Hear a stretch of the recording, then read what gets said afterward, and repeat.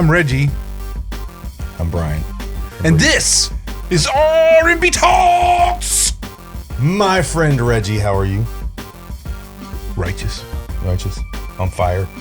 Radical, man. Ready to kick over trees and body slam. I have been kicking over trees. You have been You ran out of trees to kick over. I did. I ran. I don't know how you do that, but you ran out of trees. Apparently the splitting maul was more effective than originally thought. Yeah. So now you're just digging rocks. Now I'm just shoveling rock. Like you're on a chain gang. I know, dude. It's like, what do you do for fun? I shovel rock. I think it's very exciting that you're on this new path of health and wellness. Not really new though.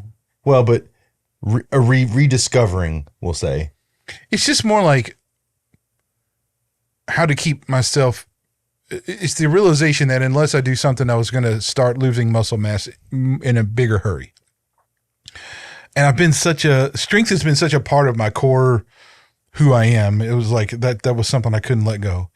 The second thing about that too is that, with, as I getting older and the metabolism slows down, everything else, you got to do something physical every day or else you're going to, and not necessarily every day, but you got to be physical or else your health just goes to poo. We're not meant to just sit, so it's just more like aligning some things and putting priorities in certain places to allow for that. But it's also the realization that I don't need to and this is for everybody. You don't need to go to the gym. You don't need to find something that is like challenging for you physically and do that. I go to the gym. I know. And I'm not saying that's a bad thing. Okay. We are going to start our own gym though. It's going to be the R&B Talks coffee bar and Iron Church gym, where we just pump you full of just high levels of caffeine and then just cut you loose.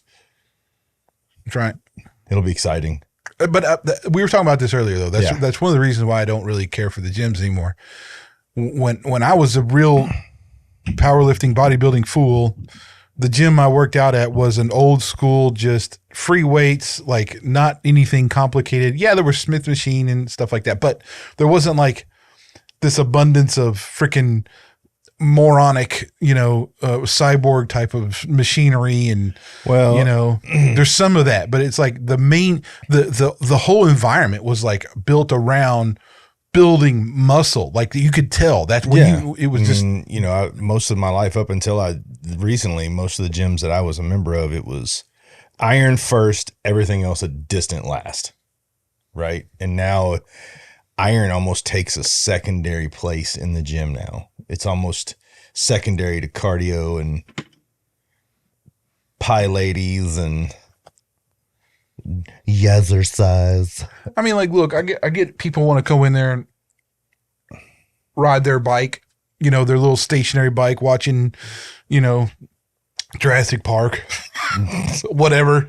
Maybe their whole exercise routine is every time the T-Rex comes, they pedal real fast until he's not on the picture anymore. But I mean, I may have just invented a new workout routine. You did, dude. The Jurassic cycling. That's right. Jurassic cycling. No, I just, I think because it's just like splitting wood, shoveling rock, digging a ditch. But I kind of feel like you're an outdoor guy too. So that suits you as well. I guess I'm more apt to do that every day because it's like I'm more apt to go out there and make that a priority every day. If I have to get up, go somewhere and go work out, then come back home, that ain't going to happen every day. I won't have time to do that every day. It won't happen. But you're an example of, doing what you can do with what you have, right? I think a lot of people are like, well, if I can't go to the gym, I can't work out. Well, that's just dumb. It's just a dumb exactly thought. What I'm saying. Like I have a rowing machine. So if it's raining or something, I use the rowing machine. Yeah. Now I'm trying to figure out how to modify it a little bit because they have the footboard but we've talked about this before, but I need to modify that to where it's really uncomfortable. It makes you want to just stop because it just doesn't, your feet are sliding everywhere, and it's really hard to get Do you not have straps for your feet? Yeah. But there's not they really hold. I mean, I'm putting enough pressure on it to where those straps don't hold nothing. I mean, they really don't. Fair enough. You know what I mean? So like you're going there, your foot's all twisting up, you're coming out of the stirrups and everything. It's like it really makes it where it's hard to just enjoy it. Well, and really just knuckle down and like really freaking go at it, you know? Yeah, fair enough. So I need to figure out how like I can put another pedal or pad, you know, out to the side or something, or extend it out or something like that, you know? Just put it like a saddle on it. They were when I contacted Water Roar, they were like, "Well, then we make a pad that sits you up there." And I'm like, "Well, how big's the pad?" Well, it's no, you know, it's like 3/4 an inch tall, and it's not. And so they were like, "But try it. It makes a big difference." So I did. It didn't do anything. Like it literally didn't do anything. They're like, "Well, sit higher." I'm like, "Well, sit higher." Yeah, keep sitting higher so that so then you're angled into the foot pedals. Yeah. Yeah. Okay. And no, that's not how you're supposed to do it. Which would help with hey Water Rower. No. Which would help with, you know, the uncomfort, but it doesn't help with the movement. The movement, like if my feet were back here, like just like shoulder width apart. Yeah. Dude, I go on that thing and it just there would be nothing, and it wouldn't hinder the like motion of it.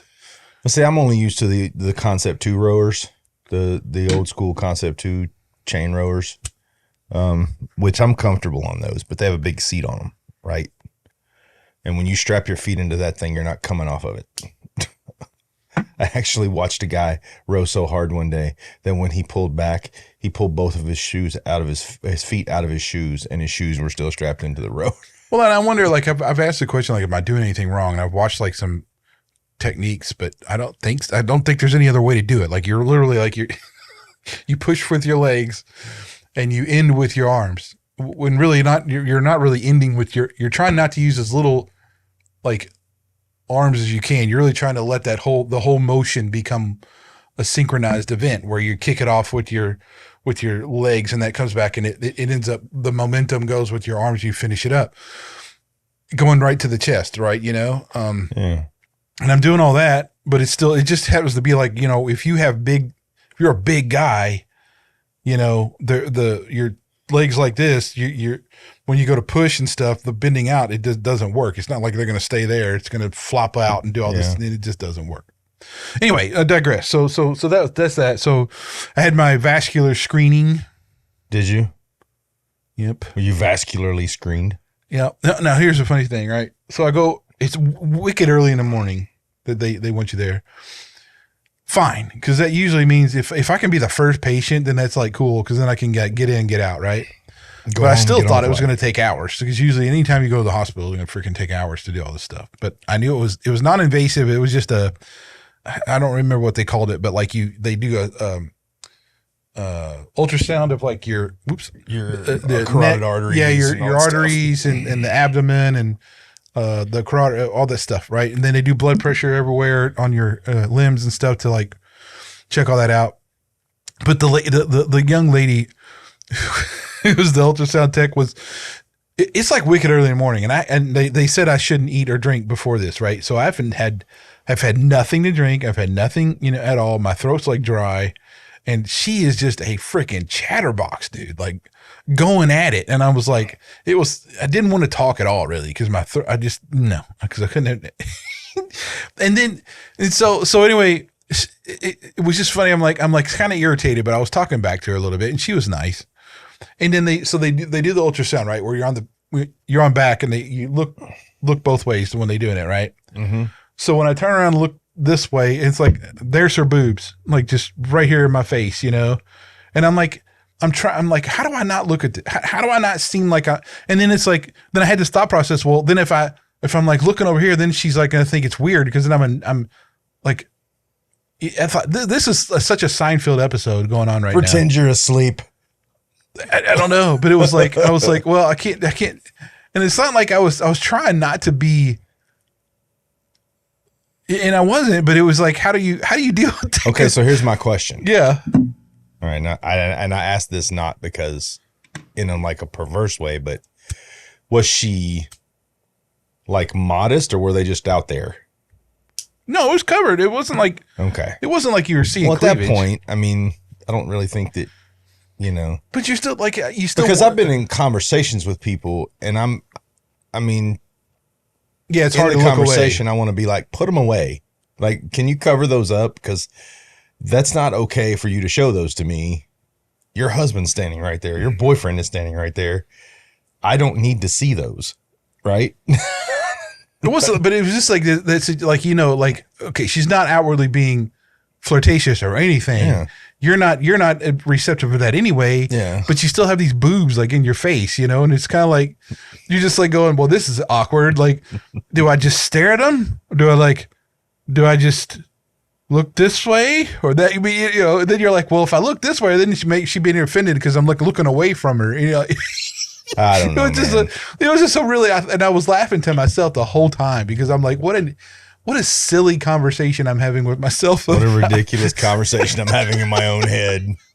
I can see that.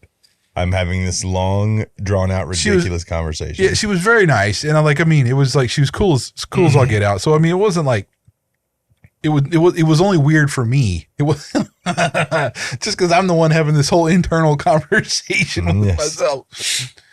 But anyway, yeah. It turns out I'm fine. Good. By the way, like I'm everything, my vascular system is perfect. There's nothing abnormal at all. Nothing. Good. There's nothing. You are vascularly at your pinnacle. Well, I mean, look, 47 years old, right? You got to start checking these things out, making sure you're on a good path. My family has a history of heart disease and all these things. So it's like, I try to be as preventative as possible, you know? Well, I've been reading about that, the self-induced heart disease as opposed to hereditary heart disease. And I have found out that more than likely the heart disease that runs in my family is self-induced through horrible diet, horrible lifestyle. I don't doubt it, dude. Because there's not a long history of cancer in my family. My grandmother had lung cancer, but that's because she smoked 2.5 packs of cigarettes a day. My Uncle Kenny and my grandfather both had heart issues, but they were very sedentary. They were mechanics. They're big, strong guys, but they were very sedentary. And they both ate. My Uncle Kenny's favorite thing was to open a package of 8 hot dogs and like cook 5 of them and then just cover them in mustard and hot sauce and just eat 5 hot dogs without a bun, just with a fork, which we all know a hot dog is lips and hooves and all the other things because they weren't exactly buying Nathan's or Hebrew Nationals. No. They were buying like it just said, there's a white package that said hot dog on it.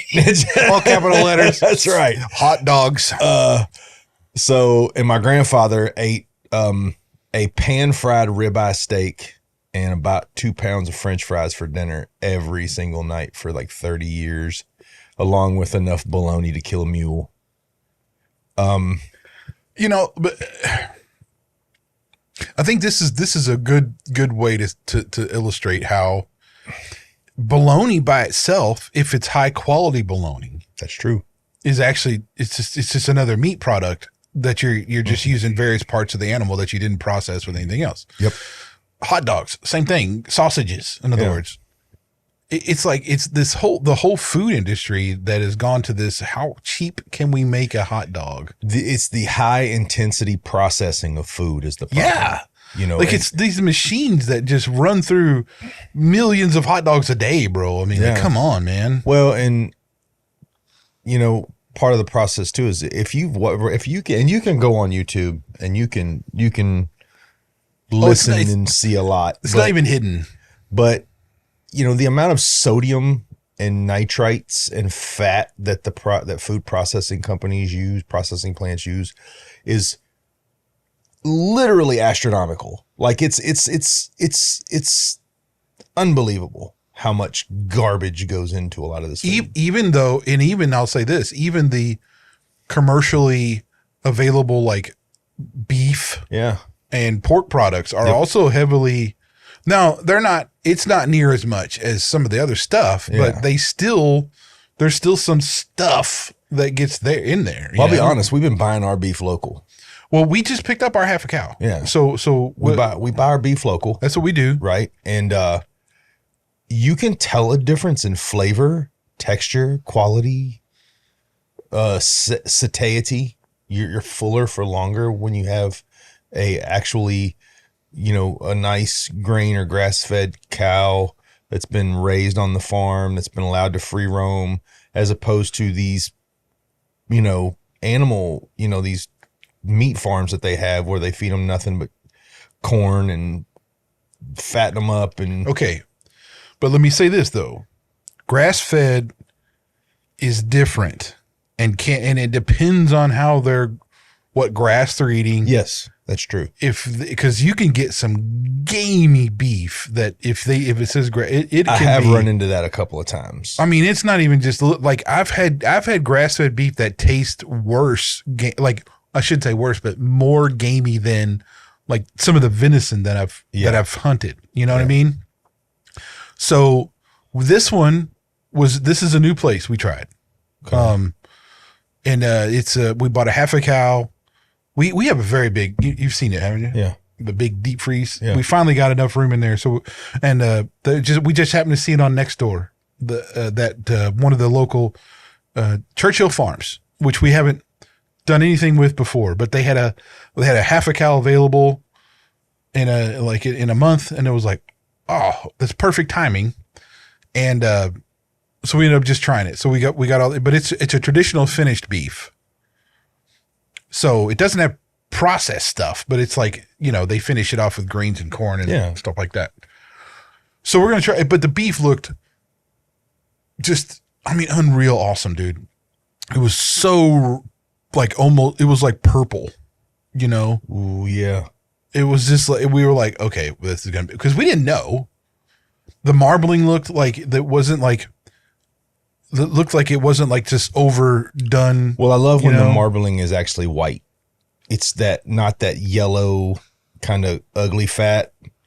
A nice, really pure white marbling. That's good. That's well-raised beef. Yeah, look, dude, but not everybody can go out and really pay, because this is Indiana. I think we have a little better pricing on stuff here. It's so all in all, it cost me about $1,500 for a half a cow. Okay, which that doesn't shock me. That equates to, I think it was the hanging weight was 500, something like 500 pounds. We ended up with 270 pounds of beef. Yeah. So it comes out okay. It's but it came from here. It's local, right? Yeah. That's really cool. So I buy mine from Donna Hollis Farms. Her ground beef it's the best ground beef I've ever had. Like for burgers and for like tacos and things like that. The kids love tacos. It's something I know Donna personally, and she's a great person, and her reputation is impeccable, and she does a fantastic job at getting that stuff together and putting it out there. And I wouldn't buy any other as far as the ground beef goes. But so it's important to let everybody know though, if you're gonna. So look, highly suggest doing beef, and even if you could get a pork, like a pig or something, to do that instead of buying from the grocery store. But here's the caution: most of them have a pretty long wait. Yes. Or there's, because you have to keep in mind there's seasons for certain butchering and all that kind of stuff. And there are also places like Three Daughters and the W's that they have their own processed beef for sale. You can actually go there and buy steaks and ground beef. You need to be prepared for the fact that it's going to be a little more expensive, but it's going to be massively better than anything that you're going to get out there, right? Well, like local's better. Like even people say all the time, well, I'll just go to Whole Foods. Well, okay, Whole Foods might be better than like your big box grocery stores, but they're still not going to be as good as buying from a local place that is right close to you. Not at all. Yes. Right. So anyway, that's our food. That's our food rant. So Reggie, I texted this subject to you, and I did it for a reason. And let me give you a little backstory for my reason for this. I was having a conversation with someone the other day, and the conversation shifted to friendship. And I was asked the question, Brian, do you have a lot of friends? And I immediately answered, no. And he goes, well, I'm sorry. And I was like, for what? And he goes, well, I have a lot of friends. And being blunt and honest as I am, I looked him right in the face and I said, no, you don't have a lot of friends. You have a lot of acquaintances. I said, I have 2, maybe 3 friends. And I explained to him that for me, the word friendship has weight, right? I don't give that out to people easily. There's a certain level of interaction and interface and time that I have to spend with somebody before we'll ever get to that point, right? It's not to say that acquaintances aren't okay, and you can have acquaintances and you can have a good time with people that you know surfacely, as long as you're cautious and all those things. But he seemed very, I don't want to say offended, but it almost felt that way, that I was confident in saying, I don't need a lot of friends. Like I don't want my circle big, right? So I was interested to ask you personally, not biblically, not theologically, not, if you could define what you think of as a friend, how would you define that? I can't define that without it being biblical. Well, but I mean, you know what I'm saying. Like saying. Don't open your Bible and be like, well, tell me what you. But again, that's what I mean. You go through and look at like David and Jonathan in the Bible, Paul and Barnabas, Jesus and the apostles, the apostles, Jesus and Zachariah, Zacchaeus, whatever the Z name. Yeah, the Z. We'll call him Z. Jesus and Z. Sorry, dude. It's all right, man. It's been a long week. So you look at that. I mean, you see like the biblical illustration, which falls in line with how I see it, is like there is a great deal of trust, a great deal of love, and a great deal of respect that is in common with all those stories, right? Mm-hmm. And in my own friendships, I look at that and say, like, if I can't trust you, or I don't really, it hasn't gotten to that like affectionate to the point where I feel like I love that dude, or I can't rely on them. They don't go in the friend column. Yeah. Okay. So a friend to me, and I only have a few. Yeah. Is one that I can, if I can pick up the phone, say, dude, I'm in trouble, and I know they'll be there, and there'll be like very little questions, like, then that's a friend. Yeah. You know, you have and that's like your, that's what I qualify as a friend. Yeah. Other people that I may hang out with or whatever, or kind of say, sure, those are like, I like them, and there's like a mutual like kind of thing, but it's the trust or the reliability kind of is not there for some whatever reason it is. Yeah. Right. Like my brothers, I would consider them friends, even though they're my brothers, and I think that's even something that needs to be talked about too. Is like, your brothers or your siblings aren't necessarily your friends either. There's a lot of no. Yeah. I mean, I don't say this because I wouldn't be friends with my siblings. My siblings just don't know me well enough. I love them. They're my family. I'll show up for my family, but they don't know me in that way, right? Like they don't like, and I think it's very chintzy to go, well, they don't know my favorite color or my favorite food.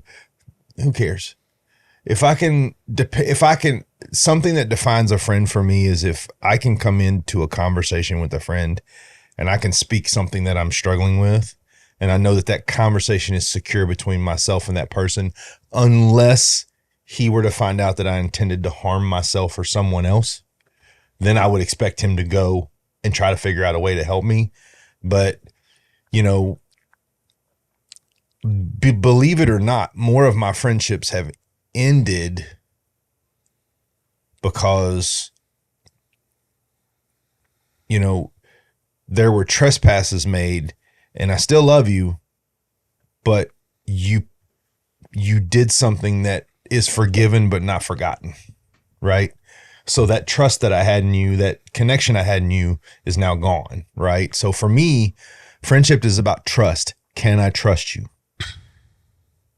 Yeah, I mean, that's you know what I'm saying? Exactly. That's for me, that's the number one, you know. Now there are other things, like if you're, as my grandmother used to refer to it, a hellion, then we're probably not going to be friends, because I'm a father, I'm a husband.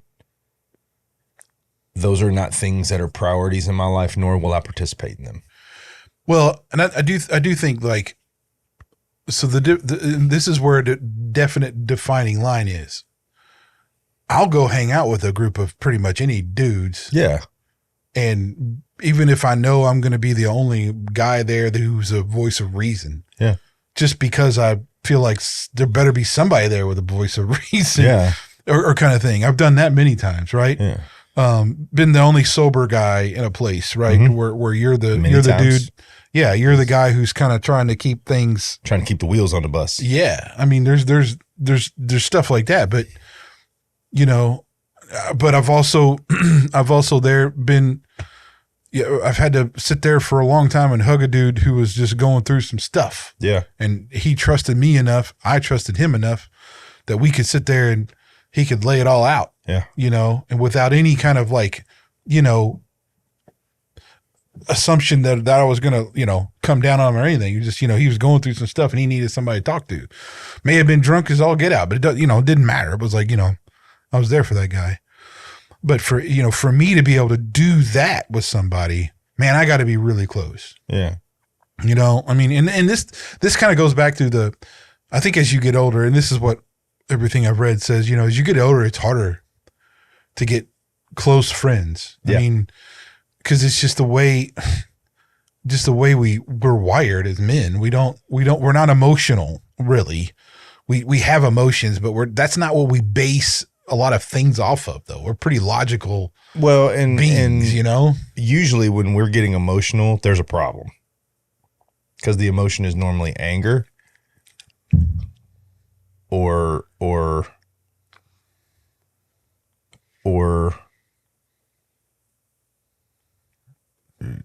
depression for men is very dominant. Those are the emotions, depression and anger.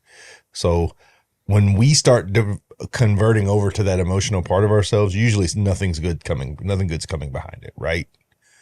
But for me, like, if you wanted to, have I had emotional moments with friends? Yeah, I have, you know, because here's the thing, you know,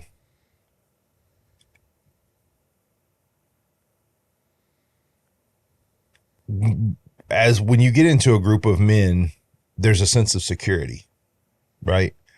Because you're amongst like-minded people, for lack of a better term, right? So there's been emotional times for me, but those times have usually come during heavy stress points in my life, heavy things happening, right?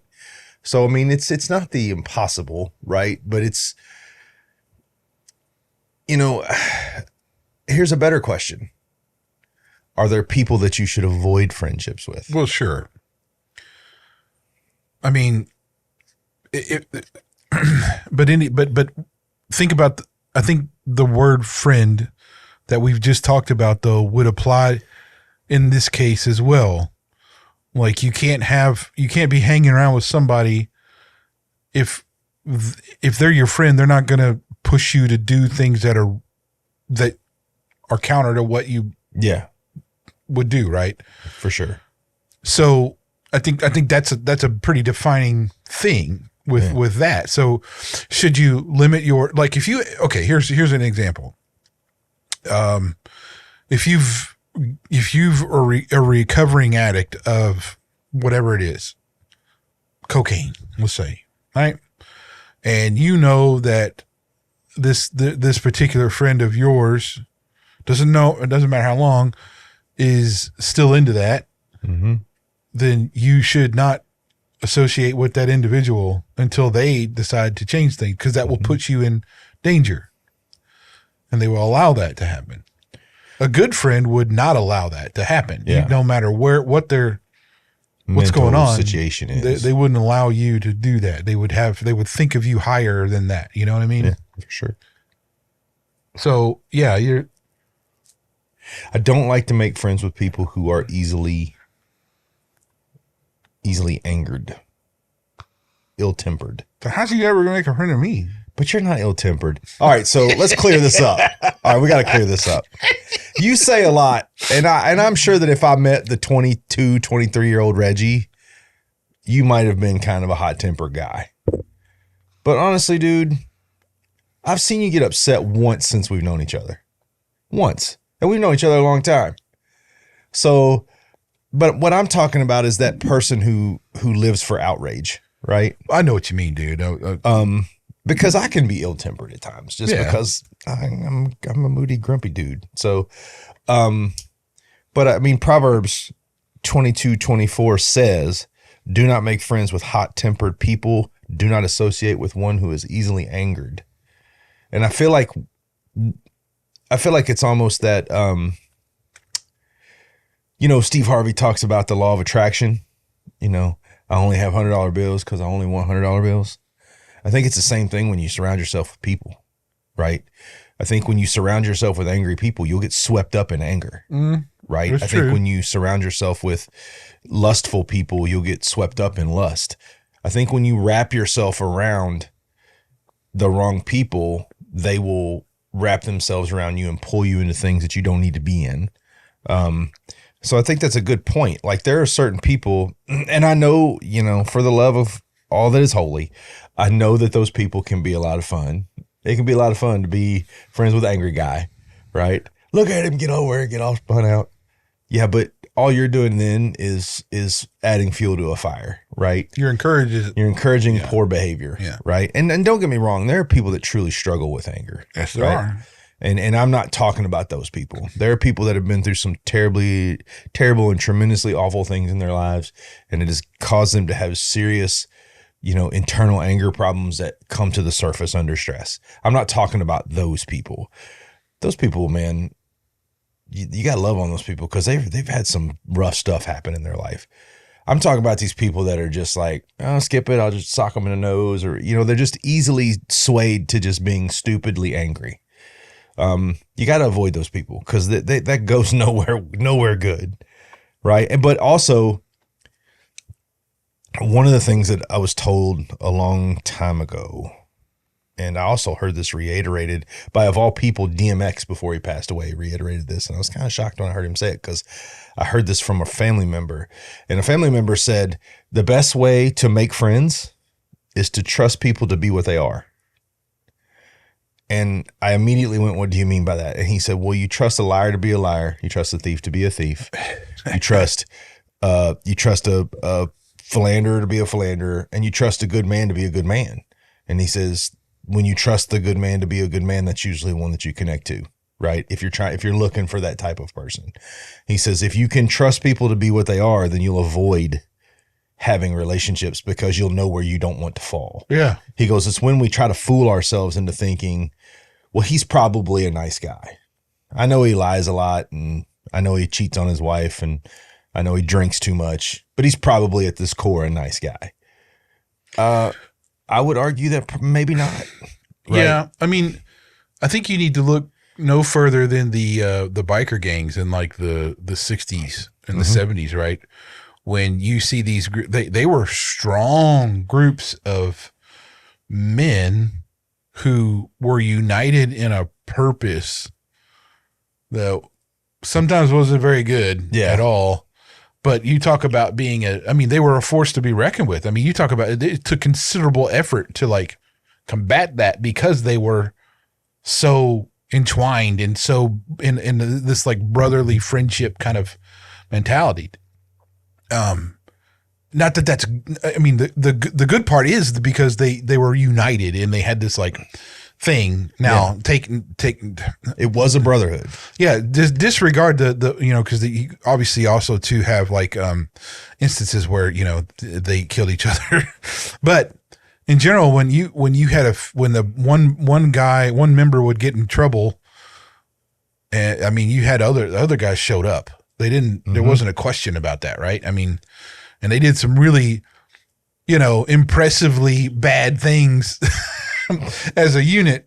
That even, the FBI struggled to like take them down and stuff. I mean, that's saying something for just a bunch of dudes riding around on motorcycles. I mean, come on, man. Now that's not all but they were an organized crime. They were well, not all of them. I'm just saying, like but like the Hell's Angels and guys like that. That was organized crime. Well, they're still around though too. Like you got to understand, but they're not the same now that they were before. No, and I mean, I'm thankful for that. Yeah, I know some guys who were there, and look. Those guys are funny. Yeah. They're hilarious to hang out with. I'm not gonna. Yeah, no, we're not gonna be friends. Listen, here's the thing though. This is a problem. Male friendship is actually is in like crisis in America. It is, yes.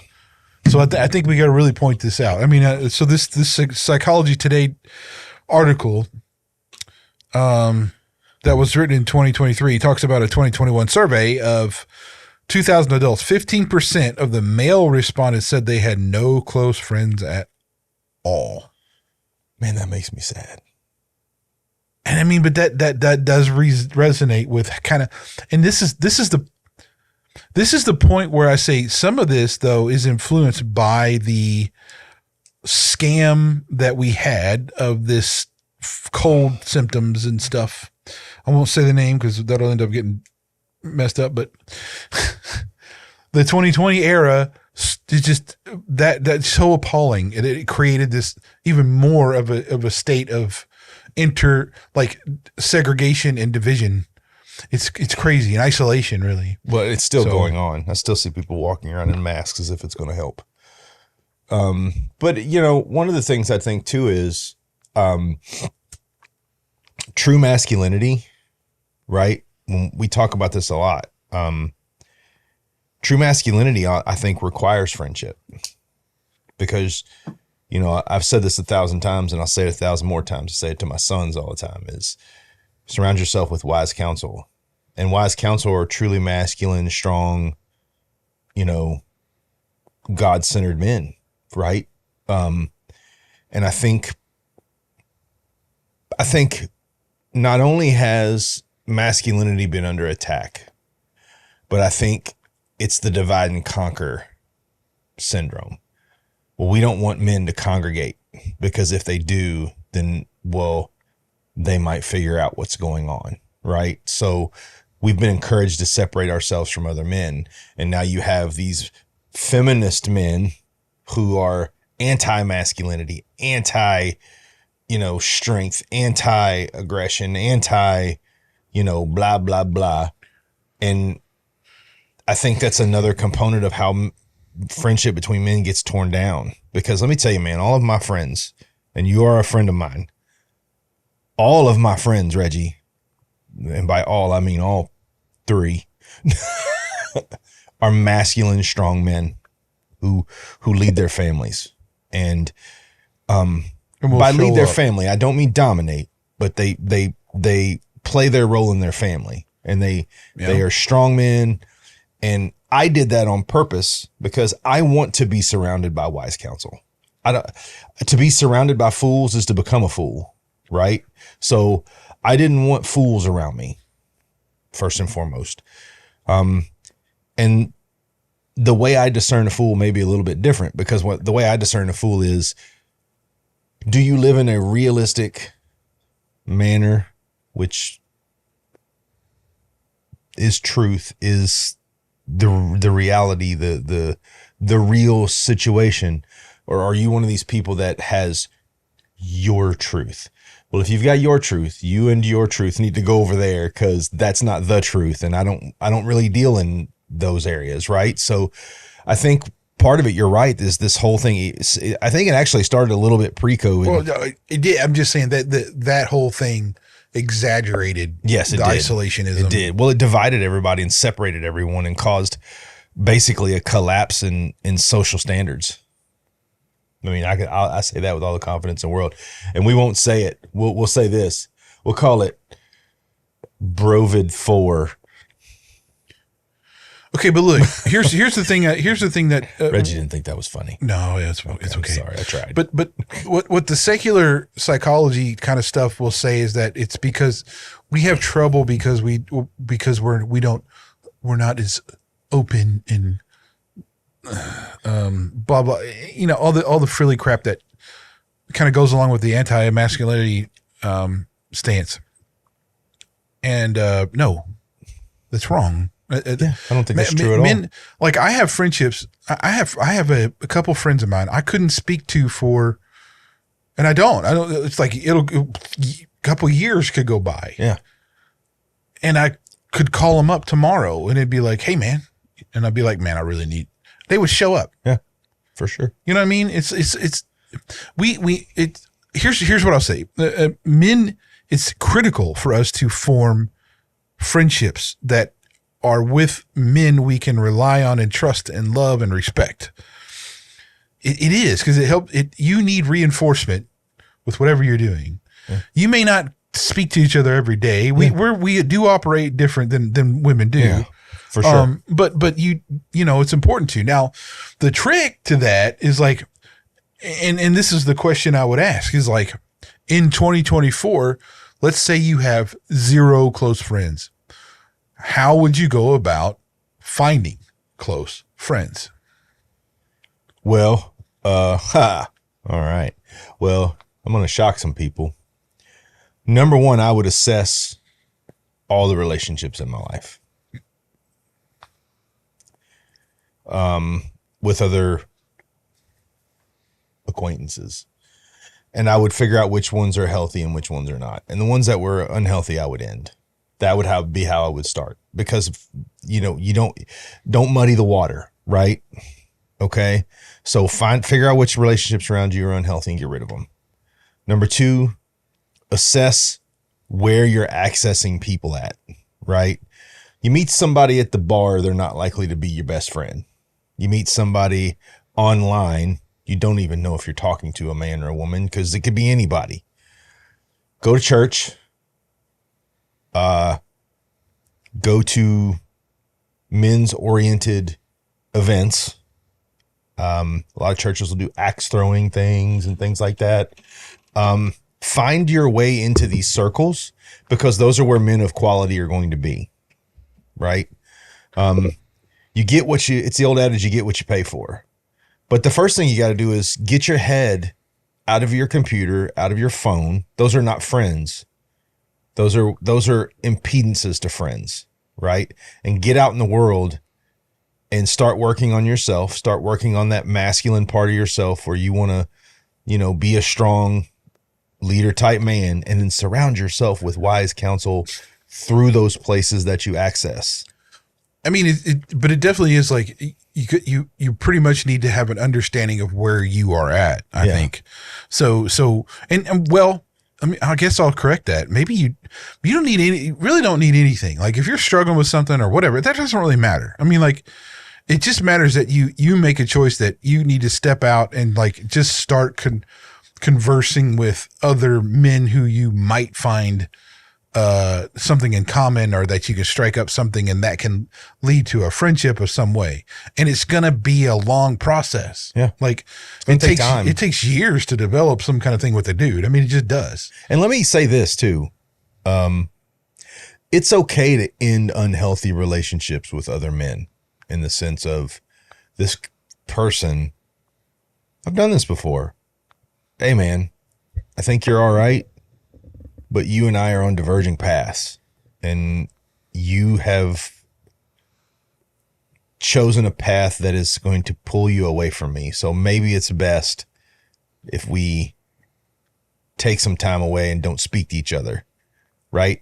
If you're meant to come back to that person and have a friendship, it'll roll back to that, right? So you're going to go out there and you're going to meet some people and you're going to go, oh, dude, I think this guy's my friend. And then you're going to figure out some things about that person. And then you're going to have to go, no. But I think that's where it comes down to, like, you got to have a backbone. Yeah. You know, I mean, and I'm not saying you got to be a guy that's willing to throw punches or anything, but like, you got to be willing to say, look, man, no ill will, but I'm going over here. And I'm the dude. I'm a carver, man. I've carved out family members over stuff where they've just gone down the wrong path. If we're not blood and you're impeding me becoming a better version of myself, then I will drop the axe, man. I'll be nice about it, but I will drop the axe. Yeah. I mean, so I would say if you're one of those guys who are stuck in this thing where you work really long hours, you don't do anything else but work, that's already a problem, right? Mm-hmm. So there needs to be something other than your work that is of some sort that is either creative or whatever. It could be anything, a hobby, something. There needs to be something else besides just your work. Okay, that's important. That's already an issue that needs to get worked out. That, you know, workaholic is not considered a good thing. Yeah. Okay. So once you've worked out and got your calendar sorted, kind of like you did. Yeah, I was a workaholic. Yeah, for sure. That opens up some time to actually have some introspection, contemplation on who you are, where you're going, what you want to do, and if developing, like, you know, I need some good dudes in my life. Yeah. Well, then find something that you like. Okay, so let's say you're not a church guy. Which I highly recommend you be, but like in my situation where we kind of bounce around churches and stuff, I mean, I'm not finding, you know, not like I'm building relationships anything right now. I want to change that, by the way. That's not a good thing either. But find, like, if you have like a hobby that you like, there are many different like groups that meet that do all kinds of things, you know, that you could just go and hang out and just see what's up. But I think that's the key word in what you just said. Meet. Yeah, that's what I mean. Facebook groups. I'm saying physical. Be physically Instagram present. Reels. Yeah. Be physically present. Yeah, right? Be physically present. I think that's a key thing here, right? There's several different things, but I mean it's really it's really important. I mean, biblically and societally, it's really important. And I would really stress that it's not that your situational what did the one? Hold on, let me see. What the words were stupid. Situational pressures and gender norms. That I mean, look, no, men are going to be men, and I can't stress enough how strong men still need to be present. But that doesn't mean you're detached from society. It doesn't mean that you're an isolationist or anything else like that. You still need companionship in a male form. Yeah. So I'm just saying it's difficult. I'm not going to sway that by any means. And it takes time, because a real friend does take time. There's a level of trust that has to be built. There's a level of respect that has to be earned. Mm-hmm. You know, there's a reliability that's going to have to be tested at some point. Yeah. You know, so it's not like I'm saying, hey, wake up at 3 a.m. and from a dude you just met and call him and say, hey man, I need you, and see if he shows up. That's not going to do. He's going to be pissed, man. He's probably not coming. But I think also too, a good thing to do is a lot of people, you know, I've heard this before, is I don't know if he's a friend. Well, there's some simple questions you can ask, right? Like, can we have an honest conversation where we disagree on something and still respectably communicate, and at the end of that conversation still be okay? I'd say that's a good sign of someone who's a friend. If you can, I'll give you an example. between you and I, as we talked about, I was a workaholic, and we had started the podcast and we were doing these things, and I was coming in and I was train wreck tired and trying to hold myself together. And, you know, Reggie one night just looked at me and he's like, you got to stop. And I was like, what do you mean? And he's like, dude, you're going to either keel over, or you're going to cost your family something, or but because I respect Reggie and I know him and he's a friend, I never once thought Reggie was attacking me. I realized that Reggie was seeing something that I didn't see, because I had become so blinded by the fact that I needed to make money to support my family and work, and the more money. And what I had lost sight of was I was going to lose myself in the process. So because Reggie is a friend, Reggie felt comfortable enough to look at me and go, no, dude, this is not the way you need to do this. And then that started those wheels turning in my head. You know, man, he sees this. He sees the results. He's starting to understand what's going on. This is my friend Reggie, who is going to be honest with me. He's not going to be dishonest. He's not going to try to fool me. So I really need to listen and pay attention. And now, because of that, it spurred something in me to where I now don't work myself to death. I have a good job, decent hours, able to take care of my family financially, and everything is okay. And a lot of that has to do with Reggie kind of just knowing the right point to say, dude, this is not okay, right? You need to figure this out. And now because of my respect for Reggie, I use that as a springboard. I think if you have someone in your life that you can do that with, you more than likely have a friend.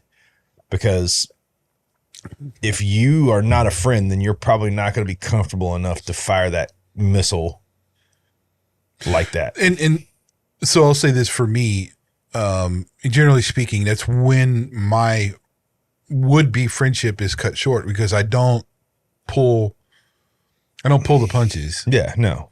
Because, you know, if you, and it's not like I'm brutal. I try not to be like, yeah, you weren't at all. No, like aggressive. But people sometimes, if you just come flat out and say, hey man, if you're doing that, you're causing, if you just tell it. Yeah. It's like butthurt, dude. And it's you know, it's immediate, you know, shut down. I'm out. You know. And then at that point, I'm kind of like, well, it's the nature of who I am and where I'm at in life, where I don't have time to deal with somebody who doesn't have who won't even listen or take something like that when, and I'm not even saying it's just a complete stranger. Now I've done this before where somebody said something or whatever, and I'd be like, you know, man, you might not want to say that. That's not really appropriate. You might not want to say that out loud. No. I mean, I've done that. A complete stranger just thought, you know, hey, you might want to tone that down, dude. You're kind of around there. I mean, I've been in situations where I've been in a room and somebody got a little rowdy, and I'm like, dude, you got to stop. I don't know you, but you got to stop. You're making me nervous, and I'm not a guy that gets nervous. No, I mean, so it's just, but I mean, but yeah, Brian, I mean, I don't, if someone knows you well enough, respects you enough to look out for your well-being, they'll say what needs to be said. Yeah. And then also they'll accept whatever you decide. Yeah. As like, you know, I'm not like, in other words, let's say for instance, you never would have done anything different. I wouldn't have berated you for it. No. Right. However, whenever it kept going and you would be like, man, and I would have been like, man, I told you. You're not exactly doing anything about it. So, I told you. You know. I mean, but it's not. But it's never like a judgment thing where that's gonna wreck the train. No. Right. No. Now there are situations where that can be that. Yeah. Right? I mean, like an unruly behavior, or you're doing something, or you're like, you know, your actions are either physically hurting your family. Yeah. Emotionally hurting your family or something like that, then we're going to have a real problem. You know, I don't tolerate that stuff at all. Yeah. But yeah, I mean, that's that, but that it's not like, so just in our instance though, like that wasn't something I mean, God, Brian, I mean, years, dude. I mean, it's not like we it's not like we just met each other and it was like poof. Yeah. No, we've known each other for a long time. Yeah, and I mean, but we didn't talk to each other for a while. But it was an example. I was living in the Ville. You were living here. You know, we would see each other occasionally and talk. You know, but it's one of those things where it's what I mean by wise counsel, guys. When I say wise counsel, it's what I mean by wise counsel. Part of having wise counsel around you is, you know, what you're hearing is wisdom, so you don't ignore it, right? You know, what you really want to, what I really struggle with is the lack of wisdom in not only the acceptance of behaviors, but in the ignoring of behaviors, right? Yeah. I think that kills a lot of friendships because it usually gets to the point where it's way out of control. And someone has a very emotional or angry reaction, and then the friendship is killed. If you would have just spoke up when you saw it, you know, and said, "Hey, I'm worried about you. Something's going on. I know you. This isn't normal. You know, is everything all right?" And instead of waiting till it got to such a heightened point that, I mean, you know, it was going to be a plane wreck no matter what happened. So, but I mean, you know, one of the things, like you said, how do you make friends? I mean, outside of that, outside of hobbies, be open, right? One of the things I love is I will talk to anyone, literally anyone. And I've made friends doing that at times, you know. Be open to a conversation. And when I say be open to a conversation, be open to hear an opposing viewpoint. Here's it's sort of related. Okay. Here's an example. Okay. So what I do even now, if I see somebody that's interesting for some reason or another, catches my attention. Yeah. This happened actually the other day at Home Depot. There's a Hispanic dude wearing this hat. I thought, that's a pretty cool hat. Now, don't know this dude from Adam, but I'm like, well, if I say something, my thought process is always like, if I compliment somebody or I say something about somebody, maybe it will start a conversation. And yeah. Right? So there's one example where I just said, "Hey man, I love your hat, dude." And he was like, "Oh yeah, thanks." And I don't think he could speak English because they quickly turned around, but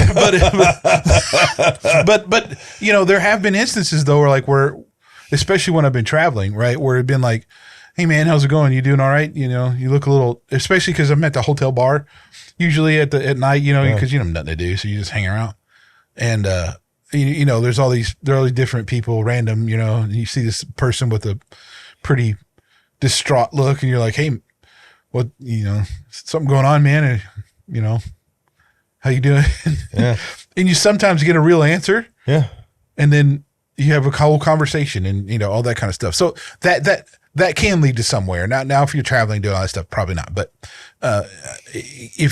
so really what I'm saying is that takes getting out of your house and out of your comfort zone. and it takes going out and doing things. You gotta have a little bit of guts too, because you never know what you're going to get. You're going to get shot down. I mean, like, there's some people that look at you like, you know.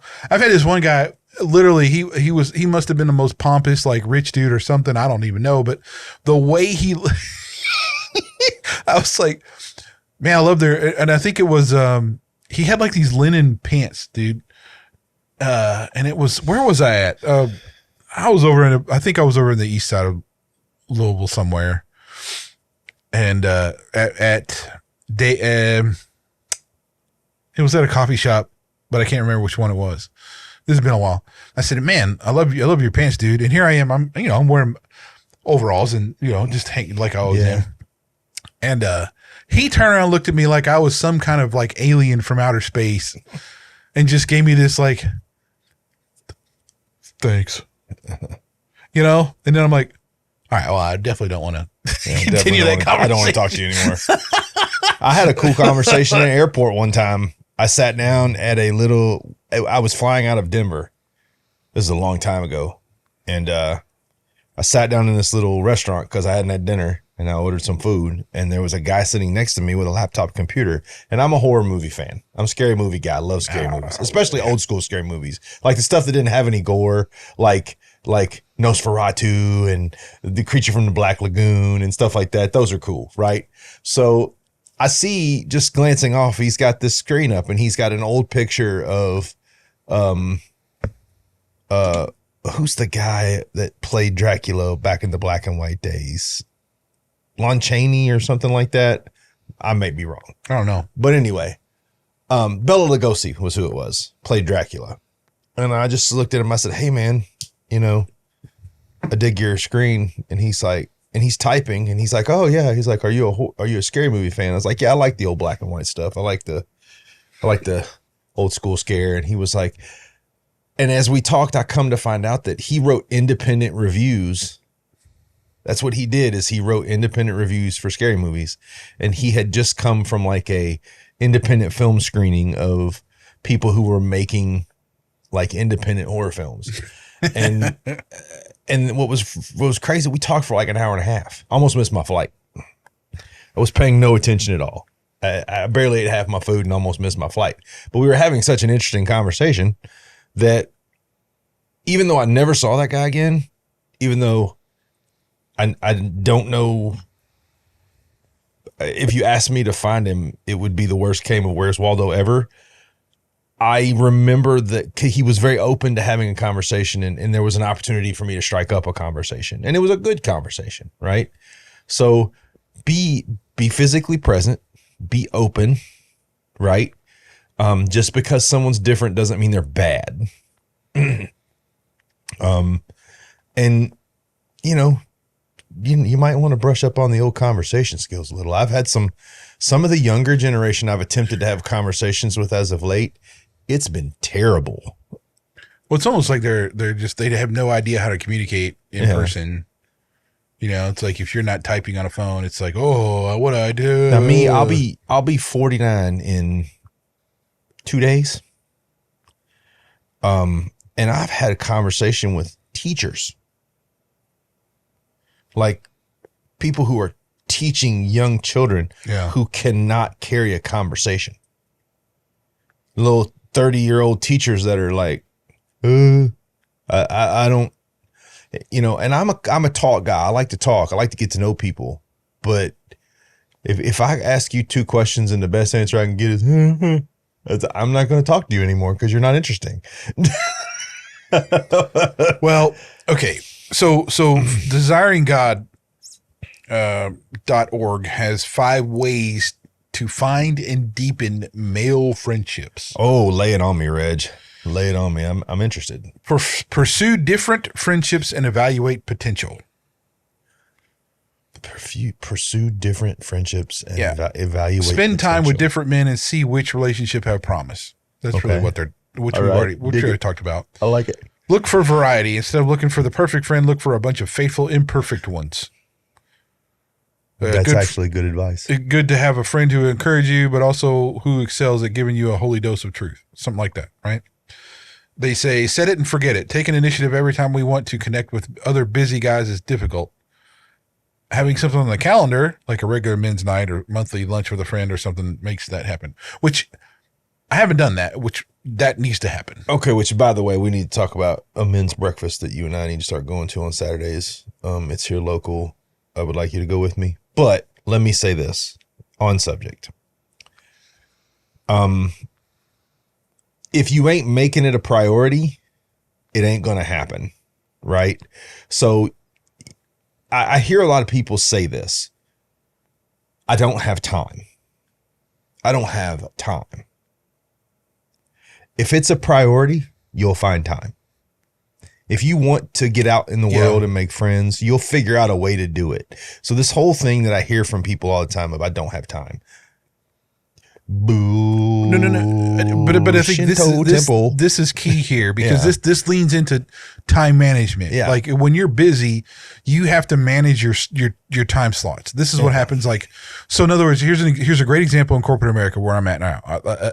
When it does get really bizarrely busy sometimes where I know that, okay, I need to allocate this hour to look at approvals for something. I need to allocate this hour to just check my email. So I don't check my email the whole day until I get, unless it's something like critical, but like I'll make sure I have to slot out a day to actually time to do that. Otherwise it gets filled up by something else. Right. Yeah. So I'll mark out the time to make sure I'm designated certain areas where I can do these things. If it can't happen because I'm busy doing other things.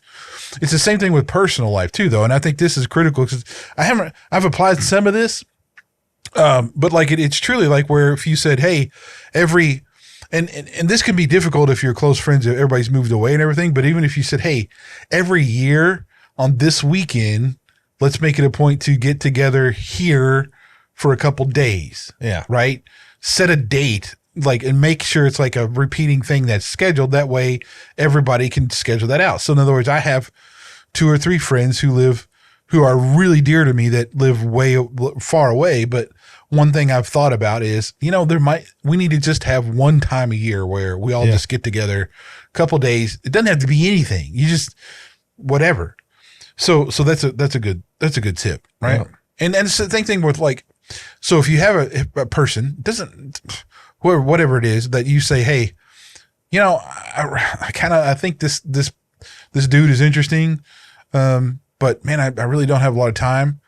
Well, schedule something in the calendar, block it. Like, it doesn't matter if it's like a week, 2 weeks, a month out, just put it in there. Say, hey man, how about we get together on this date, do breakfast or whatever the case may be. What in there works for you? I got this open. That's all you got to do. And then you're actually planning it out and blocking it out. And then it becomes something it's not that you don't have time. It's that you've already allocated time to it. Yeah, for sure. Okay. Take small steps forward. Small, thoughtful actions can go a long way without overwhelming us. Give a quick call in response to an email. Yep. Well, anyway, stuff like that. So, I mean, like,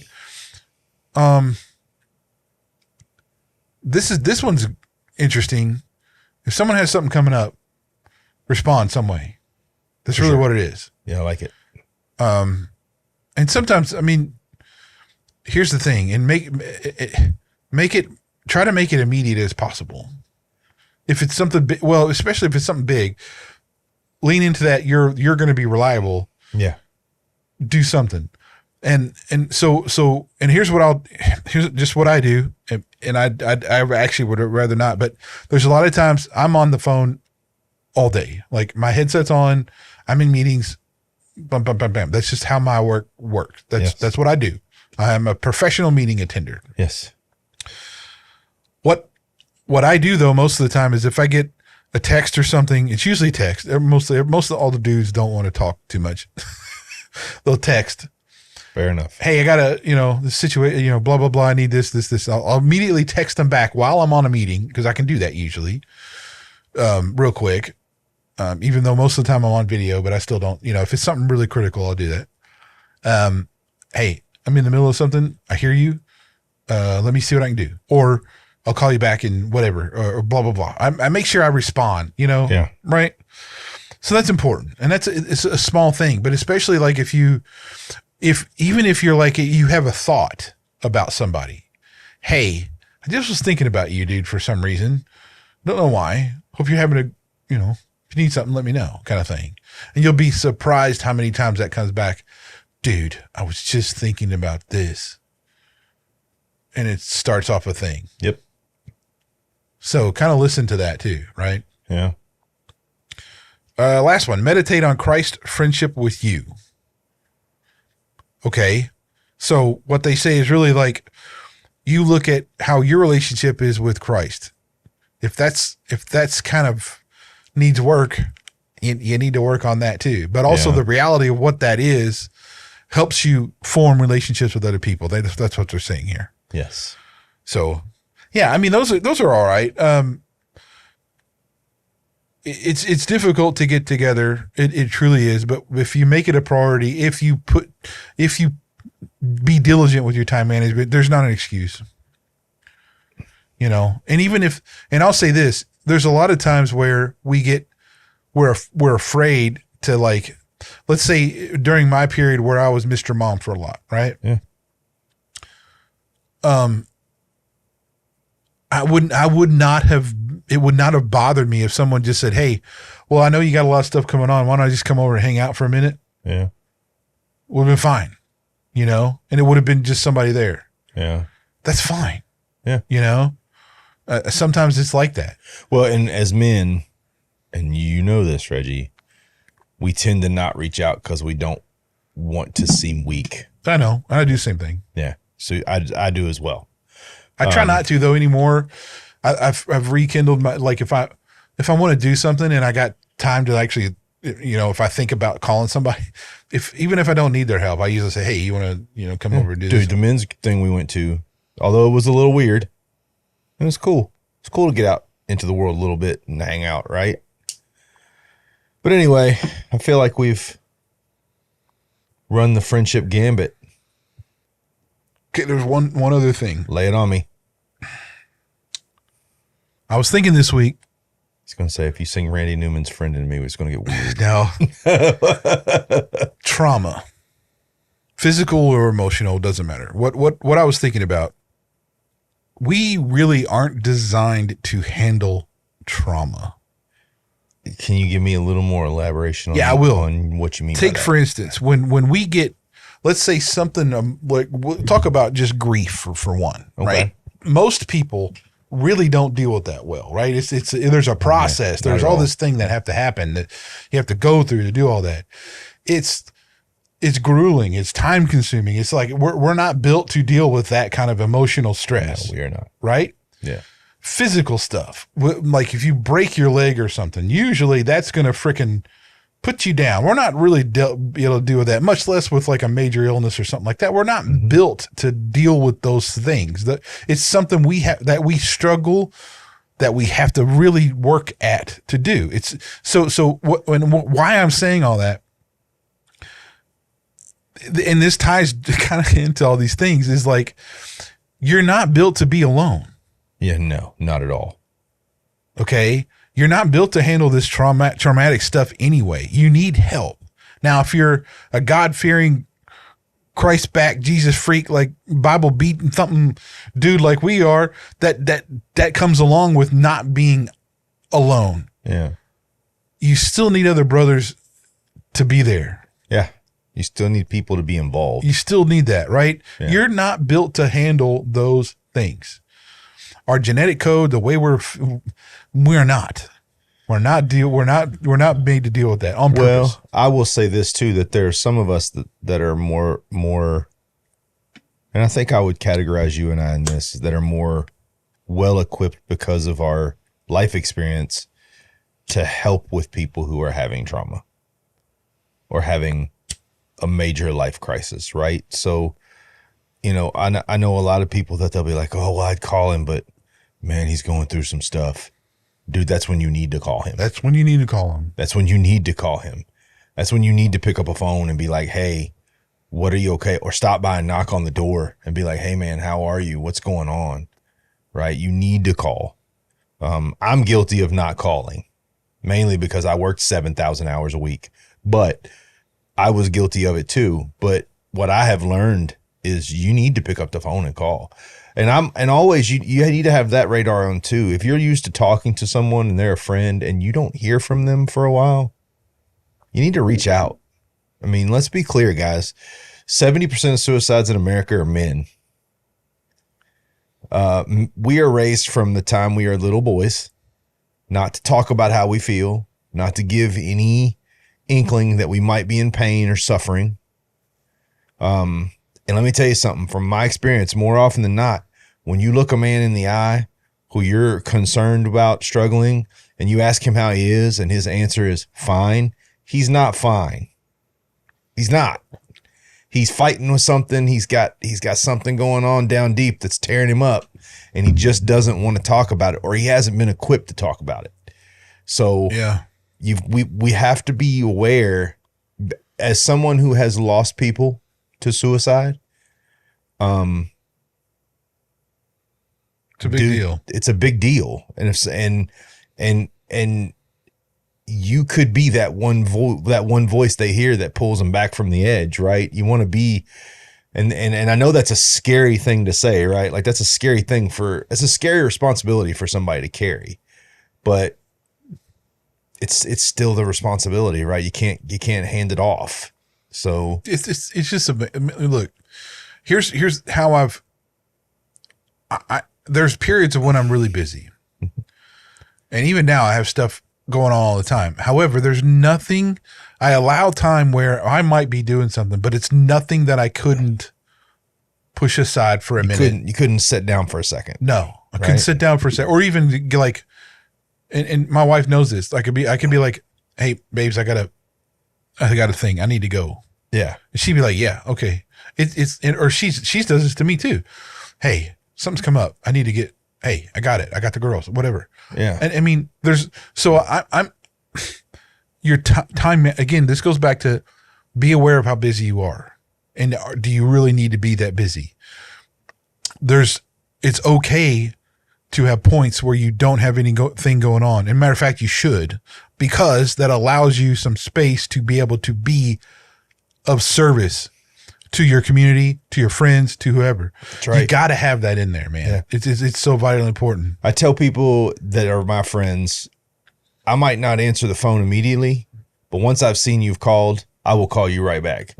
Don't think I'm ignoring you. If I'm at work, I can't answer the phone. But once I walk off the job and flip my phone over, if I see you've called, I'll call you, right? Or, it's about, for me, it's just about priorities, man. It's just about, prioritizing those people in your life that you hold important. And for me, those are the people that are my friends, you, Greg, those guys are, you guys are going to be the ones that I'm going to respond to.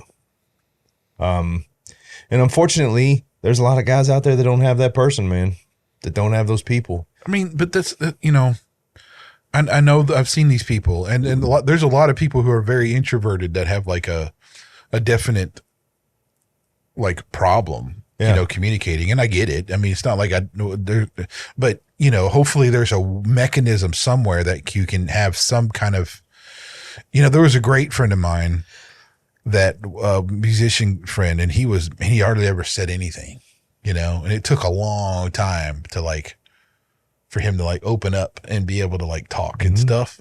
Brilliant dude though. He was brilliant. And I actually lost touch with that guy. I need to reach out to him, but I mess with those people. I'll walk up to them, ask them a question. They don't answer. I'll strap on the shoulder and go, well said, my friend. Well said. I would say too, look, make sure your prayer life is in a positive direction too. Make sure you're allowing that, everything. If you're trying to follow the way, the truth, the life, then make sure you're talking to him. Yeah. That's important. I mean, it's not for him, it's for you. Yeah. And that'll help your friendships. That'll help your relationships. That'll help your time management. That's what happens. So we are R&B Talks. Like, subscribe, throw darts, whatever you need to do. Bussin', cussin'. But subscribe. The subscribe button works. It's just a button. If you click it, it's subscribe, and then cool things will happen. All right, fellas, ladies, whoever you may be. We're R&B Talks. Till next time. See ya. Bye-bye.